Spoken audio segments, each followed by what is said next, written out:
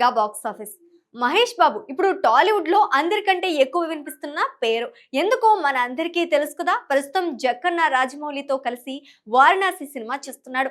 అందులో ప్రియాంక చోప్రా ఇంకా పృథ్వీరాజ్ సుకుమారన్ కూడా నటిస్తున్నారు.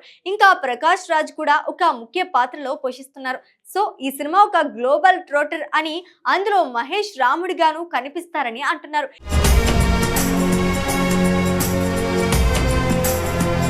ఇక మహేష్ బాబు ఫ్యామిలీ గురించి చెప్పాలా? ఆయన సూపర్ స్టార్ కృష్ణ గారి కొడుకు. కానీ మహేష్ కి ఇష్టమైన నటుడు ఎవరో తెలుసా? సూపర్ స్టార్ మహేష్ బాబు నుంచి ప్రశంసలు రావాలంటే అది సాధారణ విషయం కాదు. అలాంటిది ఓ సాహస నటుడి గురించి మహేష్ స్వయంగా మాట్లాడి, నా కెరీర్ లో ఇలాంటి నటుడిని నేను ఎప్పుడూ చూడలేదు అంటూ కితాబు ఇవ్వటం అప్పట్లో పెద్ద చర్చకు దారితీసింది.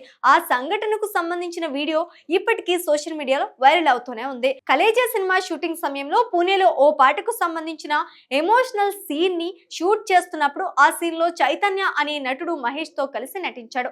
ఆ సీన్ ప్రకారం అతను మహేష్ చేతిని పట్టుకుని కన్నీళ్లు పెట్టుకోవాల్సి ఉంటుంది. షాట్ కు సిద్ధమవుతున్న సమయంలో యూనిట్ సభ్యులు గ్లిజరిన్ తెమ్మని సూచించగా చైతన్య మాత్రం నవ్వుతూ నాకు అది అవసరం లేదు అని చెప్పాడట. అది విన్న మహేష్ ఒక్కసారిగా ఆశ్చర్యపోయారు.